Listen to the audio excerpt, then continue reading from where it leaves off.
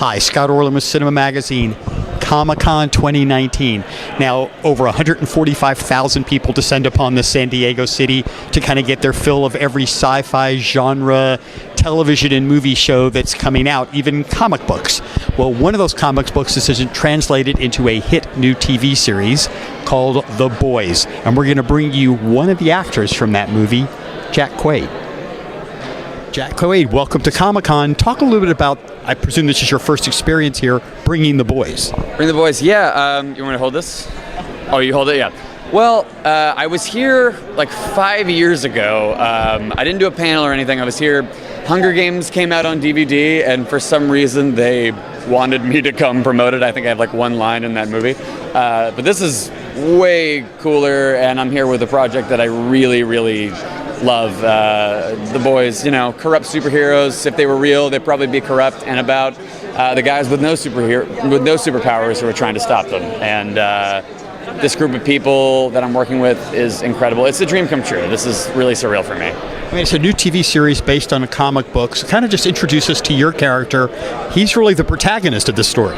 Yes, I mean, I feel like our show has multiple leads in a way, but definitely I'm your way in the beginning. But what I like about the show is that it's super bombastic, it's insane, but it has these surprisingly deep character moments, and I give all the credit to our showrunner, Eric Kripke, and the writing team.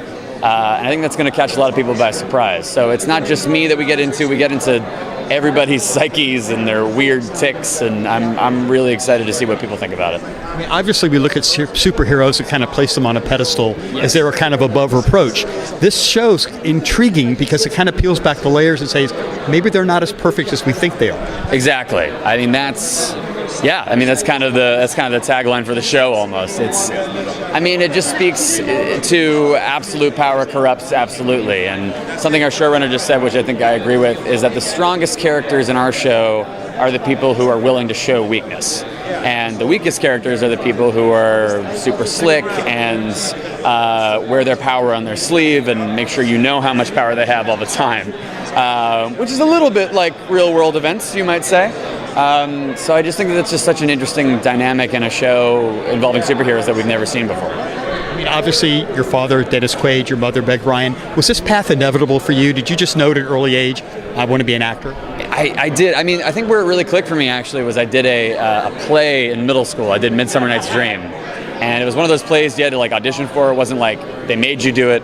And I got my first laugh on stage, and I think that's what got me. It was like, oh, I like this, and you make all these friends. The camaraderie of it all, I love that too. This cast, they're my family, and I love just all these families that crop up when you do stuff like this. So yeah, I just feel really lucky.